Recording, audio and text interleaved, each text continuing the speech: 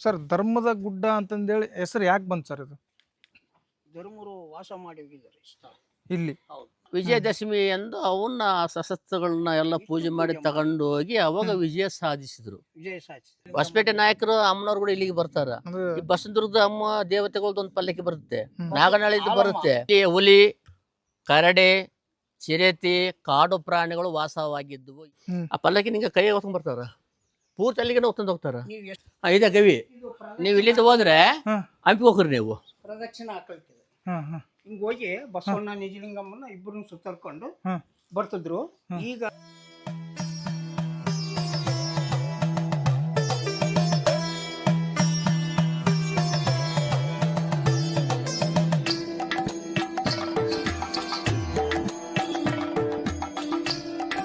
ಈಶ್ವರ ದೇವ್ರು ಇಲ್ಲಿಗೆ ಬಂದಿದ್ರ? ಇಲ್ಲಿಗೆ ಬಂದದ್ ಮಾತ್ರ ಅಲ್ಲ, ಇಲ್ಲೇ ನೆಲೆಸಿದ್ರು. ಯೂಟ್ಯೂಬ್ ಚಾನಲ್ಗೆ ಸಬ್ಸ್ಕ್ರೈಬ್ ಮಾಡ್ರಿ ಸ್ನೇಹಿತರೆ, ನಾವು ಇವಾಗ ಬಂದಿದ್ದೀವಿ ಧರ್ಮದ ಗುಡ್ಡ. ಇದು ಬಂದ್ಬಿಟ್ಟು ನಾಗೇನಹಳ್ಳಿ ಹತ್ತಿರವಿರುವಂಥ ಧರ್ಮದ ಗುಡ್ಡ. ಚನ್ನಬಸಯ್ಯ ಅರ್ಚಕರು ಅಂತಂದೇಳಿ ನಮ್ಮ ಜೊತೆ ಇದ್ದಾರೆ. ಮತ್ತು ನಮ್ಮ ಹನುಮಂತಪ್ಪ ಸಾರ್ ಅಂತಂದೇಳಿ ಕೂಡ ಇದ್ದಾರೆ, ನಮ್ಮ ಜೊತೆ ಬಂದಿದ್ದಾರೆ. ಇವಾಗ ಧರ್ಮದ ಗುಡ್ಡದ ಇತಿಹಾಸ ಹಿನ್ನೆಲೆ ಕುರಿತು ನಮಗೆಲ್ಲ ಮಾಹಿತಿಯನ್ನು ನೀಡಲಿದ್ದಾರೆ. ಮಾಹಿತಿಯನ್ನು ತಿಳಿಯೋಣ. ಆಮೇಲೆ ನಮ್ಮ ಸ್ವಾಮೀಜಿಯವ್ರ ಮೂಲಕ ನಾವು ಇಲ್ಲಿ ಐತಿಹ್ಯನ ನಾವು ತಿಳ್ಕೋಬಹುದು ಮತ್ತು ಮೌಖಿಕ ಸಾಹಿತ್ಯವನ್ನು ತಿಳ್ಕೋಬಹುದು. ಪೂರ್ವಜರಿಂದ ಬಂದಿರತಕ್ಕಂಥ ಪದ್ಧತಿಗಳು, ಆಚರಣೆಗಳು ಏನಿದಾವೆ ಅವೆಲ್ಲವನ್ನು ಕೂಡ ನಾವು ನಮ್ಮ ಸ್ವಾಮೀಜಿ ಅವರಿಂದ ನಾವು ಸಂಗ್ರಹ ಮಾಡ್ಬೋದು. ಸರ್ ಧರ್ಮದ ಗುಡ್ಡ ಅಂತಂದೇಳಿ ಹೆಸರು ಯಾಕೆ ಬಂತು ಸರ್ ಇದು? ಧರ್ಮರು ವಾಸ ಮಾಡಿ ಹೋಗಿದ್ದಾರೆ ಈ ಸ್ಥಳ. ಇಲ್ಲಿ ಹೌದು. ಧರ್ಮರಾಯನ ಮೂಲಕ ಹಾ. ಧರ್ಮದ ಗುಡ್ಡ ಅಂತ ಹೆಸರು ಬಂತು. ಇಲ್ಲಿ ಹ್ಮ್.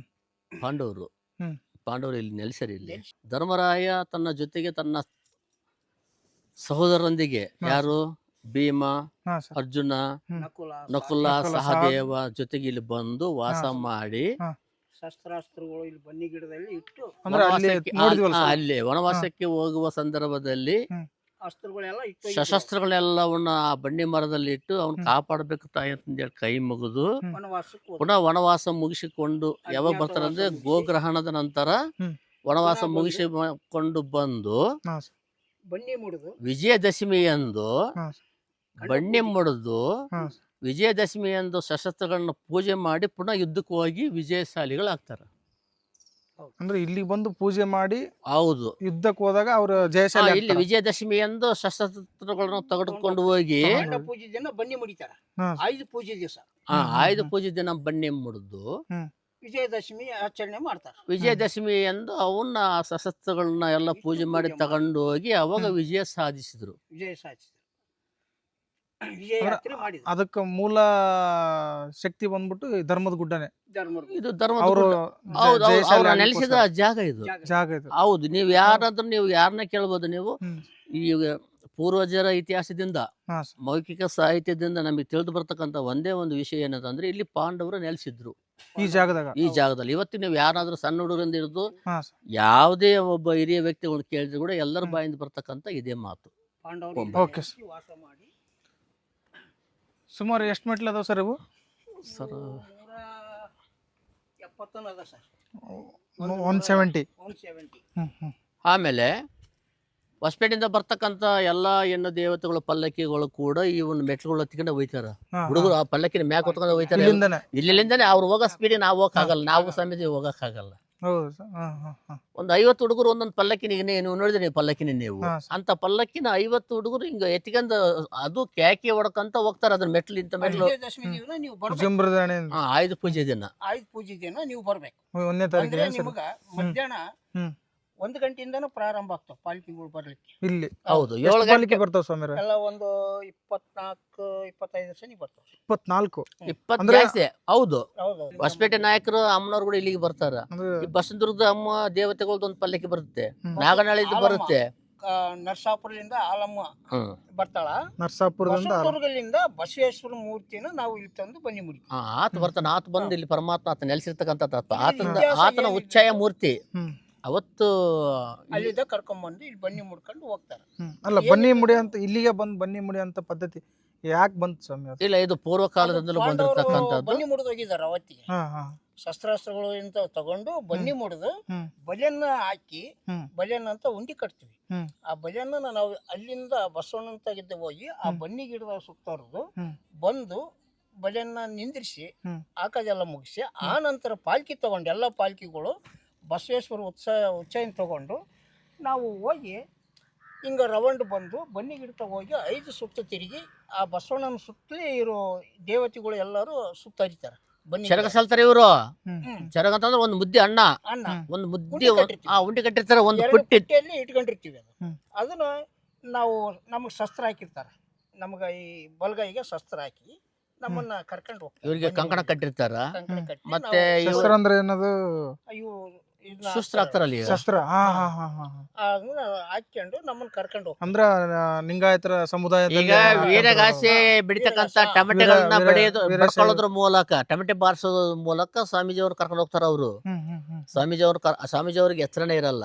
ಹಾ. ಆ ಕಡೆಗೆ ಇಬ್ರು, ಈ ಕಡೆಗೆ ಇಬ್ರು ಹಿಡ್ಕೊಂತಿರ್ತಾರೆ ಇವ್ರನ್ನ. ಹ್ಮ್. ಸೀದಾ ಹೋಗಿ ಅದೆಲ್ಲ ಸುತ್ತುವರೆದು ಅಲ್ಲಿ ಪೂರ್ತಿ ಬಸವೇಶ್ವರ ಅದಾನ. ಹ್ಮ್. ಬಸವಣ್ಣ ಎದುರುಗಟ್ಟಿ ಪಾದಗಟ್ಟಿ ಆಂಜನೇಯ ಬಸವಣ್ಣ ಅದಾನ. ಹ್ಮ್. ಹಂಪಿ ವಿರೂಪಾಕ್ಷ ಹೆಂಗ ಇದಾನ ಆ ಟೈಪ್ ಅಲ್ಲಿ ಬಸವಣ್ಣ ಅದಾನ. ಹ್ಮ್ ಹ್ಮ್. ಕಾರಣ ಏನಂದ್ರೆ ಇವರು ಸ್ವರ್ಗ ಚೆಲ್ಲುವ ಉದ್ದೇಶ ಏನಂತಂದ್ರೆ ಇಲ್ಲಿ ನಡೀತಕ್ಕಂತ ಬಲಿ ಕೊಟ್ಟಂಗ ಒಂದು. ಹ್ಮ್. ಈಗ ಇಲ್ಲಿ ನಡೀತಕ್ಕಂಥ ಜಾತ್ರೆ ಶಾಂತವಾಗಿ ನಡಿಬೇಕು, ಯಾವುದೇ ಗಲಾಟೆ ಆಗಬಾರ್ದು, ಯಾವುದೇ ತೊಂದರೆ ಆಗಬಾರ್ದು. ಯಾವ್ದು ಏನೇ ಇರಬಾರ್ದು. ಏನೇ ಬಂದ್ರು ಕೂಡ ಅದನ್ನ ತೊಳ್ಕೊಂಡು ಹೋಗುವ ಪರಿಹಾರ. ರೀತಿಯಲ್ಲಿ, ದೋಷ ಪರಿಹಾರ ಆಗೋ ರೀತಿಯಲ್ಲಿ ಅದನ್ನ ನಾವು ಮಾಡ್ತೀವಿ. ಮಾಡ್ತಕ್ಕಂಥ ವ್ಯವಸ್ಥೆ ಐತಿ. ಈಗ ಗುಡಿಗೆ ಹೋಗಿ ಬರ್ರಿ, ತುಂಬಾ ಶಾಂತವಾಗಿ ಐತ್ ಬಿಡ್ರಿ ಸರ್ ಇದು ತುಂಬಾ ಗುಡಿ. ಶಾಂತ. ನೋಡಿ ಬರ್ರಿ, ಗುಡಿ ನೋಡ್ಬಿಟ್ರಿ ನೀವು. ಅದು ನೀವು ಫ್ರಿಜ್ಗಿಂತ ತಂಪಿದೆ, ಅಲ್ಲ ಫ್ರಿಜ್ ಏನ್ ಮಾಡಂಗಲ್ಲ. ಬರೇ ಮೆಟ್ಲನೇ ಹೇಳ್ತಾವ ಸರ್ ಎಷ್ಟು ತಣ್ಣಗಿದೆ ಜಾಗ ಅಂತಂದೇಳಿ. ವಾತಾವರಣ ನೋಡ್ರಿ ಸರ್ ಯಾವ ತರ ಕಾಣ್ತೈತಿ ನೋಡ್ರಿ. ನೋಡ್ರಿ. ಎಲ್ಲ ಹಾ, ಆಗಿನ ಕಾಲದ ಹೊಲ ಸರ್ ಇವು ಗಿಡಗಳು ಹೌದ್ರಿ. ಎಲ್ಲ. ಇವು ಒಂದು 500-600 ವರ್ಷದ ಗಿಡ ನೋಡ್ರಿ. 500-600 ವರ್ಷ. ಇಲ್ಲಿ ಹುಲಿ, ಕರಡೆ, ಚಿರತೆ, ಕಾಡು ಪ್ರಾಣಿಗಳು ವಾಸವಾಗಿದ್ದವು. ಈಗಲೂ ಕೂಡ ನಾವು ಚಿರತೆಗಳನ್ನ ನಾನು 15 ದಿನಗಳ ಹಿಂದೆ ಪತ್ರಿಕೆಯಲ್ಲಿ ಬಂದಿರತಕ್ಕಂಥದ್ದು ವರದಿಗಳನ್ನ ನಾನು ನೋಡಿದ್ದೇನೆ. ಧರ್ಮದ ಹೌದು ಗುಡ್ಡದಲ್ಲಿ ಹೌದು, 15 ದಿನದ ಹಿಂದೆ. ಕರಡಿ, ಚಿರತೆ. ಹ್ಮ್. ಹಾ, ಅಲ್ಲ ಯಾರಿಗೇನು ಹಾನಿ ಮಾಡಿಲ್ಲ. ಒಬ್ರಿಗೆ ಏನು ಮಾಡಿಲ್ಲ, ಒಬ್ಬರನ್ನ ಮುಟ್ಟಿಲ್ಲ, ಇಲ್ಲಿ ಒಬ್ಬರನ್ನ ಕೊಂದಾಕಿವಂತ ಸುದ್ದಿ ಬಂದಿಲ್ಲ. ಹೌದು ಸರ್. ಬಟ್ ಇವತ್ತಿಗೂ ನೀವು ಹೋದಂದ್ರೆ ನಿಮಗೆ ಚಿರತೆಗಳು ಕಾಣ್ತಾವೆ. ಸಾಯಂಕಾಲ 6 ಗಂಟೆ ಹೌದು. ಸುಮಾರು ಬಂದ್ರೆ, ಕೇಳ್ರಿ ನೀವು. ಸುಮಾರು ಬಂದ್ರೆ ಹ್ಮ್. ಮೇಲೆ ಗುಡ್ಡದ ಮೇಲೆ ಮಲಿಕೊಂಡಿರ್ತಾವ. 4-5 ಚಿರತೆಗಳು ಇರ್ತಾವ. ಯಾರು ನೀವು ಏನ್ ಬರ್ತೀರಲ್ಲ ಮಾಡಿಲ್ಲ. ಸ್ವಾಮಿ ಏನು ಪ್ರಾಬ್ಲಮ್ ನಾವು ಇಲ್ಲ. 6 ಗಂಟೆಗೆಲ್ಲ ಹೋಗ್ಬಿಡ್ತೀವಿ. ಯಾರಿಗೇನು ತೊಂದರೆ ಕೊಟ್ಟಿಲ್ಲ. ಹ್ಮ್ ಅವು ಪಾಡಿಗೆ ಅವು ಇವತ್ತಿಗೂ ಮಲಿಕೊಂಡಿರ್ತಾವ. ಚಿರತೆಗಳಿದೆ. ಇವತ್ತಿಗೂ ಪೇಪರ್ನಲ್ಲಿ ನಾವು ವಿಜಯ ಕರ್ನಾಟಕ ಆಗಿರ್ಬೋದು, ಪ್ರಜಾವನ್ ಆಗಿರ್ಬೋದು, ಎಲ್ಲ ಪತ್ರಿಕೆಗಳಲ್ಲಿ ಕೂಡ ಬರ್ತೈತಿ. ಅವ್ರ ವರದಿಗಾರ ಬಂದು ಫೋಟೋ ತಗೊಂಡ್ಬರ್ತಾರ. ಚಿರತೆ ಬರೀ ಕಾರಣ ಏನಂದ್ರೆ, ಮೊದಲು ಇದು ಪ್ರಾಣಿಗಳು ವಾಸ ಮಾಡ್ತಕ್ಕಂಥ ಜಾಗ ಇದು. ಇಲ್ಲಿ ನೋಡ್ತೀನಿ ನೀವು, ಬರೀ ಗವಿಗಳು ನೋಡ್ತೀನಿ ನೀವು ಇಲ್ಲಿ. ಇಲ್ಲಿ ನಂಜುಂಡಪ್ಪ ಅಂತ ಹೇಳಿ ಒಬ್ರು ತಪಸ್ ಮಾಡಿದ್ರಿ. ಹ್ಮ್. ನಾವು ಚಿಕ್ಕವರು, ಹ್ಮ್. ಅವರು 60ರಾಗಿದ್ದ ತಪಸ್ ಮಾಡ್ಯಾರ. ಹ್ಮ್. 65ರಿಂದ ಹ್ಮ್. 60. ಇದು ಹೋಗ್ಲಿಕ್ಕೆ ಅನ್ಸರ್ ಇದೆಲ್ಲ ಇದು ಇದೆಲ್ಲ- ಬರ್ಲಿಕ್ಕೆ. ಇಲ್ಲ ಹಂಗೇನಿಲ್ಲ. ಹಂಗನೂ ಹೋಗ್ತಾರ, ಹಿಂಗನೂ ಹೋಗ್ತಾರ. ಹ್ಮ್ ಹ್ಮ್ ಹ್ಮ್. ಅವನು ಯಾವತ್ತು ನಾವು ಜನರ ತಡೆಗಟ್ಟಕ್ ಆಗಲ್ಲ. ಆಗಲ್ಲ ಆಗಲ್ಲ. ಸ್ವಾಮೀಜಿ ಕೇಳ್ರಿ ನೀವು, ಹ್ಮ್ ಹ್ಮ್. ಯಾರನ್ನ ತಡೆಗಟ್ಟಕ್ ಆಗಲ್ಲ ಅವತ್ತು. ಮೂರು ಜನ ರೀ. ಇದು ದೇವಗಣಗಿಲಿ ಅಂತ ಊರು. ಇದು ಹ್ಮ್ ಹ್ಮ್. ದೇವರಿಗೆ ಮಾತ್ರ ಶ್ರೇಷ್ಠ.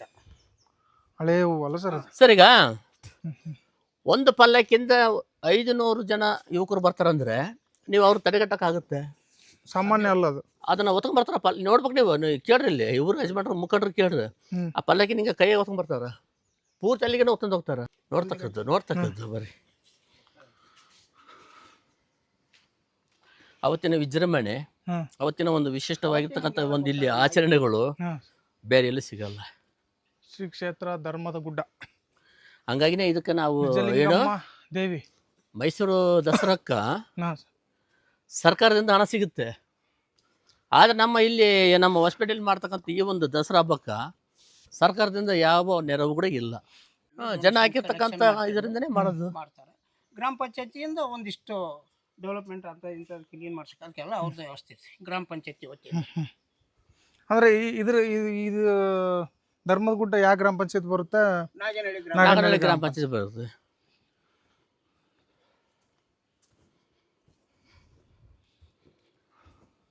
ಬರ್ರಿ, ಇದಲ್ಲ ಸರ್ ಇದು ಟೆಂಪಲ್. ಬರ್ರಿ. ಅದು ನಿಜಲಿಂಗಮ್ಮ ಗುಡಿ. ಅದು ಬಸವಣ್ಣನ ತಂಗಿ. ನಿಜಲಿಂಗಮ್ಮ. ಹಾ ಹಾ ಹಾ. ಬರೀ ಈ ಕಡೆ ಇದು ಮುಚ್ಚಿಲ್ಲ, ಆ ಕಡೆ ಹೋಗಿ. ಸರ್ ಏನ್ ಸರ್ ಇದು? ಹಾ, ಬರೀ ಕಲ್ಲಿನಲ್ಲೇ ಇದೆ ಅದು ಗುಡಿ. ಅಲ್ಲಿ ಗುಡಿ ನೋಡ್ರಿ ಒಳಗಲ್ಲಿ. ಹಾ. ಇದೆ ಗವಿ. ನೀವು ಇಲ್ಲಿಂದ ಹೋದ್ರೆ ಹ್ಮ್. ಹಂಪಿ ಹೋಗ್ರಿ ನೀವು. ಪ್ರದಕ್ಷಿಣೆ ಹಾಕಲ್ತಿದೆ. ಹ್ಮ್ ಹ್ಮ್. ಹಿಂಗೆ ಹೋಗಿ ಬಸವಣ್ಣ ನಿಜಲಿಂಗಮ್ಮನ ಇಬ್ಬರನ್ನ ಸುತ್ತರ್ಕೊಂಡು ಹ್ಮ್. ಬರ್ತಿದ್ರು. ಈಗ ಅದು ಬಂದ್ ಮಾಡಿಬಿಟ್ಟಿದೀವಿ. ಯಾಕಂದ್ರೆ ಕಾಡು ಪ್ರಾಣಿಗಳು ಹ್ಮ್. ಅವು ಭಾಳ ಸಾಕ್ ಬಾಯ್ಕರಿ. ತ್ರಾಸ ಐತೆ. ಅದು ಒಂದು ಸುತ್ತ ಕಡೆ ತೋರ್ಸ ಒಂದು ಸಾಕು. ತಾಸು ಬೇಕು. ಹ್ಮ್. ಒಂದು ತಾಸು ನೀವು ಇಲ್ಲಿ ಎಂಟ್ರ್ ಆದ್ರೆ ಹ್ಮ್. ಹಂಪೆಲ್ ತೇಳ್ತೀರಿ ನೀವು. ಹೌದು ಸರ್. ಹೌದು ಹಂಪೆ ನೀವು ಮತ್ತೆ ಅಲ್ಲ ಇವಾಗ ಪ್ರತ್ಯಕ್ಷ. ಕ್ಲೋಸ್ ಐತೇನು ಸರ್ ಅದು ಹೋಗಕ್ ಬರಲ್ಲ ಹೊರಗೆ? ಅಂದ್ರೆ ವಿಶಾಲವಾದ ಗಾಳಿ ಬೇಕು, ವಿಶಾಲವಾದ ಬೆಳಕು ಬೇಕು, ಆಕ್ಸಿಜನ್ ಸಿಗ್ನಿ. ಮತ್ತೆ ಅಲ್ಲಿ ಎಲ್ಲ ಈಗ ಅಲ್ಲಿ ನಿಮ್ಗೆ ವಿಷ ಜಂತುಗಳು ಕೂಡ ಇರ್ತಾವೆ ಅಲ್ಲಿಗ. ನೋಡಿ ಇಲ್ಲಿ ಬಾ. ಛೇ, ಛೇ, ಛೇ, ಛೇ. ಓಂ ನಮಃ ಶಿವಾಯ. ಬೆಳಿಗ್ಗೆ ಬಂದು ಪೂಜೆ ಮಾಡಿ ಹೋಗ್ತೀರಾ? ಹೌದು, ಬೆಳಿಗ್ಗೆ ಬಂದು ಸಾಗರ ಒಂದಿಷ್ಟು ಮೂರು ಹೂವು ಇಲ್ಲೊಂದಿಷ್ಟು. ಆ ಕಡೆಗೆ ಬ್ರಹ್ಮ, ಅಲ್ಲಿ ಪರಮೇಶ್ವರ, ಅಲ್ಲಿ ವಿಘ್ನೇಶ್ವರ, ಅಲ್ಲಿ ವೀರಭದ್ರ, ಇಲ್ಲಿ ನಾಗದೇವತೆ, ಇಲ್ಲಿ ಆಂಜನೇಯ. ಕರ್ಪೂರ ಹಚ್ಚಣ್ರಿ. ಸಾಗರ ಹೂವು ಸಾಗರ ಪುಣ್ಯ ಮಾಡೋಕೆ ಇಲ್ಲಿ ಬಂದರು. ನೀವು ಪುಣ್ಯ ಮಾಡಿರಿ ನೀವು ಇವತ್ತು. ನೀವು ನೋಡ್ರಿ ಪೂಜಾರಿ ಸಹಿತ ನಮಗೆ ಸಿಗೋದು ಸಿಗಲ್ಲ ಸಾಮಾನ್ಯವಾಗಿ ಅವ್ರು ಯಾರ ಕರೆದು ಬರಲ್ಲ ಅವರು.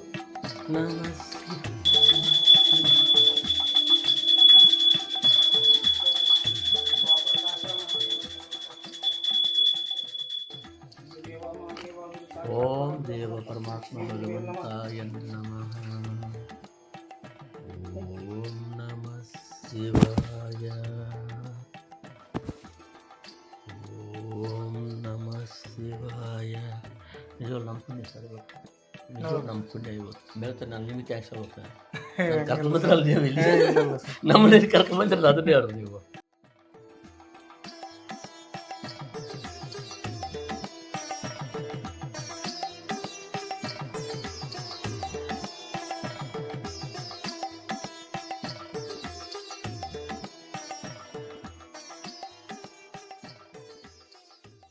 ಪ್ರತಿ ವರ್ಷ ಖಂಡ ಪೂಜೆ, ಆಯುಧ ಪೂಜೆ ದಿವಸ ಇಲ್ಲಿ ಇಡೀ ಸುತ್ತಮುತ್ತಲ ಗ್ರಾಮದ ದೇವತೆಗಳು ಬಂದು ಇಲ್ಲಿ ಧರ್ಮರ ಬನ್ನಿ ಆಚರಣೆ ಮಾಡ್ತಾರೆ. ಅದು ಪುರಾತನ ಕಾಲದಿಂದನೂ ಬಂದಿದೆ. ಹಂಪಿ ಇತಿಹಾಸದಾಗಿದ್ದನೇ ಇದು ನಡೆದಿದೆ. ಈ ಬಸವೇಶ್ವರನಿಂದ ಗುಹೆ ಇದೆ. ಇದು ಹಂಪಿವರೆಗೆ ಒಳಗಡೆ ನೆಲಭಾವರ ಇದೆ ಏನ್ರಿ. ಹಿಂದೆಲ್ಲ ನಾವು ವಾಲ್ ಕಟ್ಬಿಟ್ಟಿದ್ದೀವಿ, ಕಾಡು ಪ್ರಾಣಿಗಳೆಲ್ಲ ಸೇರ್ತಂತೇಳಿ ಇದು ಕಟ್ಬಿಟ್ಟಿದ್ದೀವಿ. ಬಸವೇಶ್ವರಿಗೆ ಇಲ್ಲಿ ಜಾಸ್ತಿ ಅಂದರೆ ನಮ್ಮ ಸುತ್ತಮುತ್ತಲ ಗ್ರಾಮದವರು ಯಾವುದೇ ಕಾರ್ಯಗಳು ಬೇಕಪ್ಪ ಅಂದರೆ ಶುದ್ಧೀಕರಣ ಇಲ್ಲಿ ಆಗ್ತದೆ.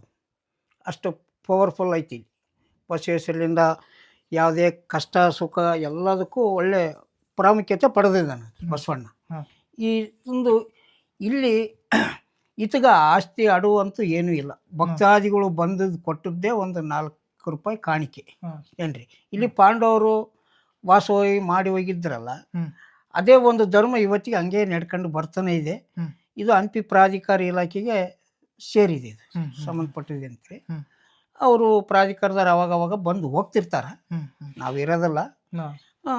ಇಷ್ಟಂತೂ ಇಲ್ಲಿ ಇದೆಲ್ಲ ಬೀಗ ಎಲ್ಲ ನಿಮ್ಮ ಹತ್ರ ನಮ್ಮ ಹತ್ರ ಇರ್ತಿ. ಇದಕ್ಕೆ ಗುಡಿ ಅಧ್ಯಕ್ಷರು, ಕಾರ್ಯದರ್ಶಿಗಳು ಎಲ್ಲರೂ ಇದ್ದಾರೆ. ಅವರು ಬಸವನದುರ್ಗದಲ್ಲಿ ಇದ್ದಾರೆ. ನಾವು ಪ್ರತಿ ವರ್ಷ ದಸರಾಕ್ಕೆ 9-10 ದಿವಸ ನಾವು ಇಲ್ಲೇ ನೈಟ್ ಎಲ್ಲ ಇಲ್ಲೇ ಮಲಿಕೊಂಡಿರ್ತೀವಿ. ಮಲಿಕೊಂಡು ಬೆಳಿಗ್ಗೆ 4 ಗಂಟೆ ಬ್ರಾಹ್ಮಣಿ ಮುಹೂರ್ತದಾಗ ಪೂಜೆ ಮುಗಿಸ್ಕೊಂಡು, ಅಲ್ಲಿ ಬನ್ನಿ ಗಿಡದ ಪೂಜೆ ಮುಗಿಸ್ಕೊಂಡು, ಅಲ್ಲಿಂದ ದೂರ ಬೆಳಿಗ್ಗೆ ಎಲ್ಲ ಜನ ಬೆಳಿಗ್ಗೆನೆ 4 ಗಂಟೆಗೆ ಇಲ್ಲಿ ಸ್ನಾನ ಮಾಡಿ ಬಂದು ಭಕ್ತಾದಿಗಳು ಇಲ್ಲಿ ದರ್ಶನಕ್ಕೆ ಬರ್ತಾರೆ ಏನ್ರಿ. ಆ ಕೆಳಗೆ ಒಂದು ಇವ್ರದ್ದು ಅಜ್ಜರ ಬಾವಿ ಅಂತ ಇದೆ, ಬಾವಿ ಹೊಂಡ. ಆ ಹೊಂಡದಲ್ಲಿ ಸ್ನಾನ ಮಾಡಿ ಮಡಿಹುಡಿಯಿಂದ ಬಂದು ಇಲ್ಲಿ ಭಕ್ತಿ ಸಲ್ಲಿಸಿ ಕಾಯ್ಕರ್ಪುರ ಮಾಡಿಸ್ಕೊಂಡು ತಮ್ಮ ಊರುಗಳಿಗೆ ಹೋಗ್ತಾರೆ. ಕನ್ನಡ ಮಣ್ಣನ್ನು ಮರಿಬೇಡ ಓ ಅಭಿಮಾನಿ.